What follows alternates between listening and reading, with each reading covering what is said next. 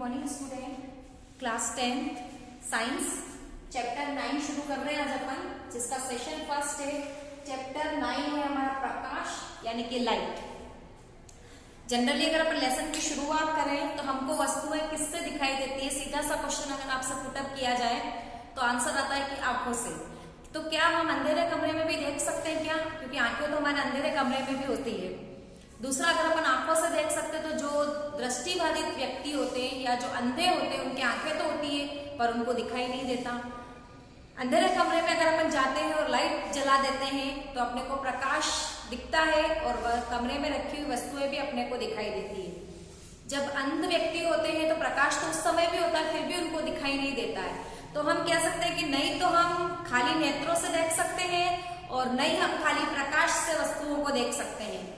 देखने के लिए हमारी आंखें और प्रकाश दोनों के बीच में सामंजस्य स्थापित होता है और अपने को कोई भी वस्तु दिखाई देती है।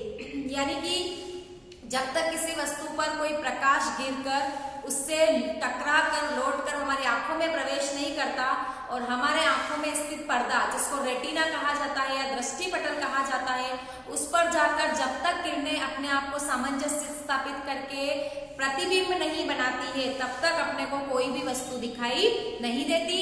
चाहे आपके पास खाली आंखें हैं या खाली आपके पास प्रकाश है, दोनों में से अगर एक चीज एब्सेंस है तो हम नहीं देख सकते।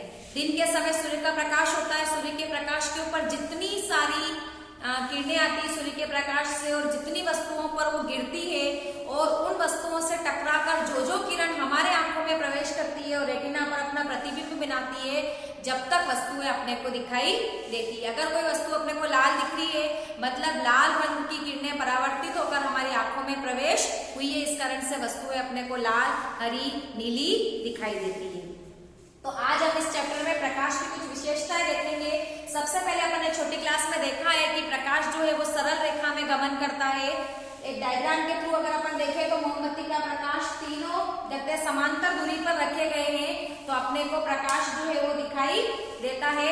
हम यहाँ पर अगर समान दूरी पर 3 छेद करके अगर इसको व्यवस्थित अरेंज करें और यहाँ से अगर अपन देखना चाहें तो अपने को वस्तु या मोमबत्ती का प्रकाश दिखाई देगा।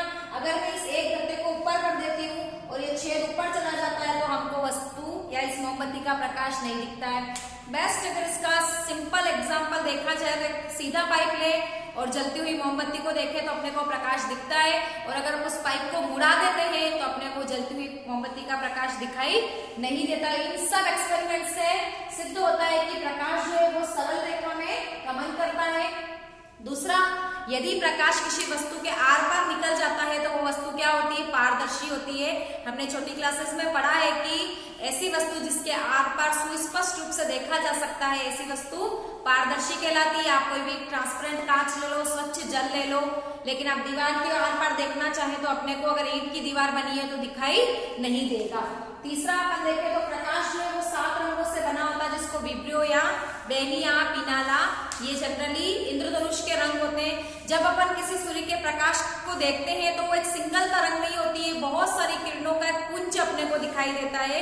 लेकिन सामान्य बोलचाल में अपन एक प्रकाश किरण को इंडिकेट करते हैं। 7 रंग आपको पता होगा, बैंगनी, नीला, आसमानी, हरा, पीला, नारंगी और लाल। इसकी तरंग दैर्घ्य के हिसाब से इसका अलग अलग प्रकार से परावर्तन होता है। हम आगे पढ़ेंगे इसको डिटेल में। लाल रंग की तरंग दैर्घ्य यानी कि लैम्बडा सबसे अधिक होता है, जबकि नीले रंग की तरंग दैर्घ्य जो होती है वो सबसे कम होती है। जिस रंग की तरंग दैर्घ्य ज्यादा होती है उसका प्रकीर्णन कम होता है। इस कारण से लाल रंग जो है हमको एक स्पॉट्स के रूप में विजिबल होता है। इसी कारण से खतरे के निशान जो है वो लाल बनाए जाते हैं। अपन आगे सेशंस में इसको डिटेल में देखेंगे कि क्यों आकाश का रंग नीला होता है। वस्तु 7 रंगों को अवशोषित करती है तो वो रंग काला हो जाता है। अगर कोई वस्तु 7 रंगों को एब्सॉर्ब कर लेगी या अपने अंदर अवशोषित कर लेगी तो उस वस्तु का रंग अपने को कैसा दिखाई देगा? काला दिखाई देगा। और अगर वो वस्तु उन 7 रंगों को प्रकीर्णित कर देती है या 7 रंगों को परावर्तित कर देती है तो उस वस्तु का रंग अपने को कैसा दिखाई देगा? सफेद रंग दिखाई देगा।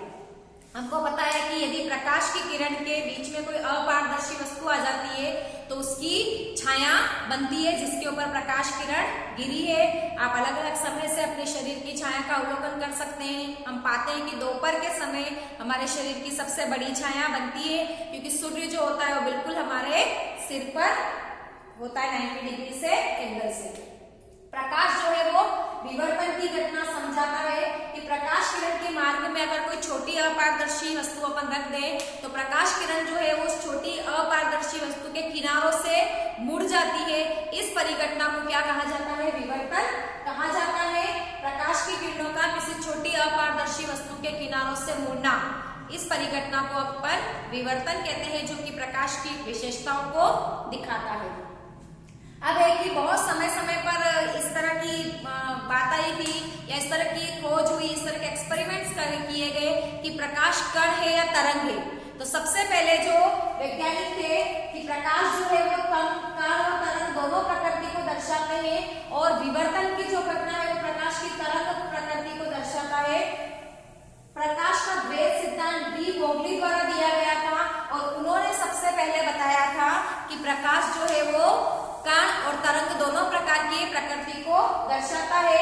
प्रकाश का तरंग पैकेट सिद्धांत वर्तमान में मान्य है। इसके अनुसार ये सिद्ध हो चुका है कि प्रकाश जो है वो कण भी है और तरंग भी है। इसको द्वैत सिद्धांत के नाम से भी जाना जाता है। इसके अनुसार प्रकाश फोटोन कभी तरंग और कभी कण की भांति व्यवहार करता है। अब अपन देख रहे हैं प्रकाश का परावर्तन। प्रकाश का परावर्तन किसको कहते हैं?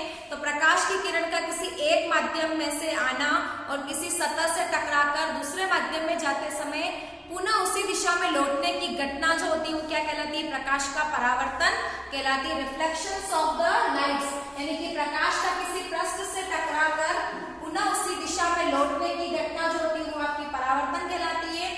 सामान्यतया परावर्तन जो है वो दो प्रकार का होता है, नियमित परावर्तन और विसरित परावर्तन। नियमित परावर्तन का मतलब प्रकाश की किरण किसी समतल सतह से अगर टकराती है तो एक निश्चित एंगल से या निश्चित कोण से परावर्तित होती है।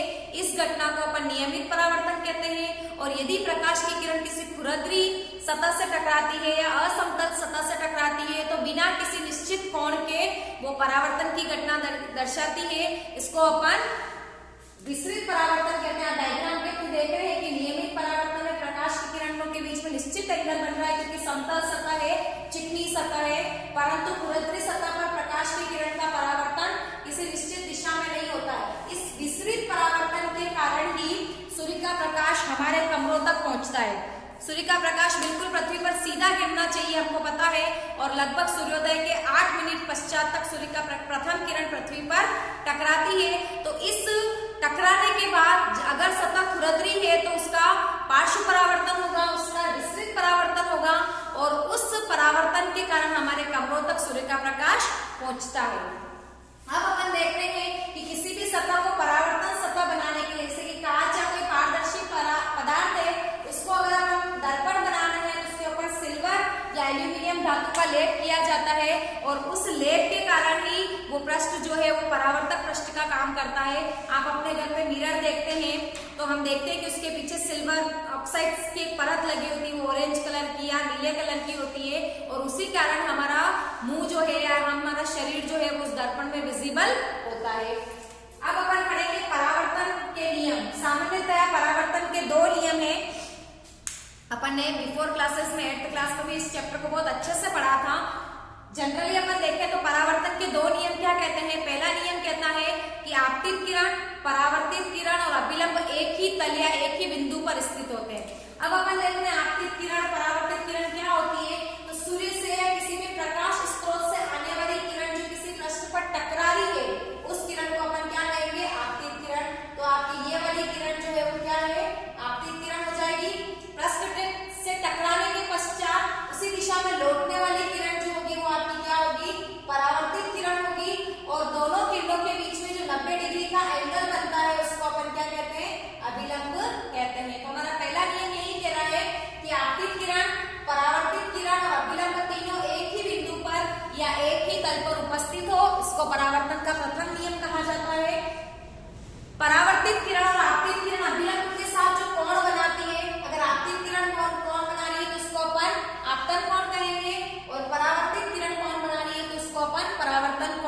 कहेंगे। तो दूसरा नियम हमारा यही कहता है कि आपतन कोण और परावर्तन कोण का मान जो होता है वो सदैव समान होता है, यानी कि एंगल I = एंगल R। अभी मैंने आपको बताया कि आपतित किरण अभिलंब के साथ जो कोण बना रही है वो कोण, और परावर्तित किरण अभिलंब के साथ जो कोण बना रही है वो कोण, दोनों आपस में क्या होते हैं, बराबर होते हैं। परावर्तन के दोनों नियम है। इसके ऊपर जनरल क्वेश्चंस पूछ लिया जाता है 1 आध नंबर का, कि यदि किसी चिकनी सतह से कोई किरण 45 डिग्री के कोण से आपतित होती है तो उसका परावर्तन कोण कितना होगा। तो हमको पता है जितना आपतन कोण होगा उतना ही उसका क्या होगा, परावर्तन कोण होता है। नेक्स्ट अगर अपन देखें तो यहाँ पे भी मैंने आपको डायग्राम के थ्रू बता रखा है कि किस प्रकार से किरण जो है वो समतल दर्पण से टकराती है। ये कांच की एक स्लेब है जो कि समतल दर्पण की भांति कार्य करती है। इसमें अपन देख रहे हैं कि किस प्रकार से आपतित किरण जो है वो ए बी, यहाँ पे मैंने ओलपिस लगा के परावर्तन के नियम को समझाने की डायग्राम बनाया है। किस प्रकार से टकराने के पश्चात प्रतिबिंब जो है वो सीधी बनता है और आभासी बनता है। अपन ने इसको डॉटेड लाइन से बनाया है। तो समतल दर्पण से बनने वाले प्रतिबिंब की कुछ विशेषताएं होती है। पहला है, प्रतिबिंब सीधा व समान आकार का बनता है। आप नॉर्मली देख सकते हैं, कोई भी कांच लिए अपने घर पे और अगर आप छिली हुई पेंसिल को रखेंगे उसके सामने, तो जो नोक हमने बिंब में ऊपर रखा है तो प्रतिबिंब में भी ऊपर ही रहेगा, और जितनी लंबाई की पेंसिल ली है उतनी लंबाई का प्रतिबिंब भी दर्पण के अंदर बनेगा। यानी कि समतल दर्पण से बनने वाला प्रतिबिंब हमेशा सीधा व समान आकार का बनता है। दूसरा है, आभासी बनता है। प्रतिबिंब 2 प्रकार के होते हैं, आभासी प्रतिबिंब और वास्तविक प्रतिबिंब। ऐसा प्रतिबिंब जिसको पर्दे पर प्राप्त किया जा सकता है, ऐसा प्रतिबिंब वास्तविक प्रतिबिंब कहलाता है। और जिस प्रतिबिंब को हम पर्दे पर प्राप्त नहीं कर सकते उसको अपन आभासी प्रतिबिंब कहते हैं। तो समतल दर्पण से बनने वाला प्रतिबिंब हमेशा आभासी बनता है। तीसरा, उतनी ही दूरी पर बनता है जितनी दूरी पर हमने किसी बिंब को रखा है। यानी कि अगर अपन एक शतरंज का नीचे वाला बोर्ड ले और उसके ऊपर अपन बीचों बीच एक दर्पण रखकर 4 खाने पीछे अगर अपन किसी पेंसिल्स को रखते हैं तो वो हमारा बिंब का कार्य करेगी। तो दर्पण के अंदर भी 4 खाने छोड़कर ही आपका प्रतिबिंब अपने को दिखाई देगा। आप घर पे भी कर सकते हैं, मिरर के सामने जितनी दूरी से आप खड़े हैं आपका प्रतिबिंब भी उतनी दूरी पर बनेगा। लास्ट इसकी विशेषता है पार्श्व परावर्तन। समतल दर्पण से बनने वाला प्रतिबिंब जो होता है वो पार्श्व परावर्तन की घटना दिखाता है। यानी कि किसी भी बिंब क्या होता है, जिसका प्रतिबिंब अपने को चाहिए होता है, वस्तु कोई भी जिसका अपने को प्रतिबिंब बनाना है। अगर मैं कांच के सामने खड़ी हूँ तो मैं बिंब हूँ और दर्पण के अंदर जो मेरा या कांच के अंदर या मिरर के अंदर जो मेरा चित्र बना है या डायग्राम बना है या इमेज बनी है वो मेरा क्या होगा, प्रतिबिंब होगा। तो पार्श्व परावर्तन का मतलब किसी भी बिंब का समतल दर्पण में दायां भाग जो है वो बाईं तरफ दिखता है और बायां भाग जो है वो दाईं तरफ दिखता है। इस प्रकार से समतल दर्पण से बनने वाले प्रतिबिंब की अपन ने चारों विशेषताएं पढ़ी। इसी कारण से एम्बुलेंस के कुछ लेटर्स जो होते हैं वो उल्टे लिखे जाते हैं ताकि आगे जाने वाली गाड़ी के उत्तल दर्पण में अगर उसको देखा जाए तो अपने को अक्षर जो है वो सीधे दिखाई देते हैं और ड्राइवर को पढ़ने में आसानी रहे। आप भी अपने घर पे अंग्रेजी के ऐसे अल्फाबेट को चुने जो समतल दर्पण में सीधे दिखते हैं और ऐसे चुने जो समतल दर्पण में उल्टे दिखते हैं। तो आज के सेशंस में अपन ने प्रकाश की कुछ विशेषताएं, समतल दर्पण से बनने वाले प्रतिबिंब की विशेषताएं, प्रकाश का परावर्तन के प्रकार के बारे में डिस्कशंस किया। नेक्स्ट सेशंस में अपन दर्पण से बनने वाले प्रतिबिंब की विशेषताएं और किस प्रकार से दर्पण से बनने वाले प्रतिबिंब में परावर्तन के नियम को अपन पढ़ेंगे। Thank you.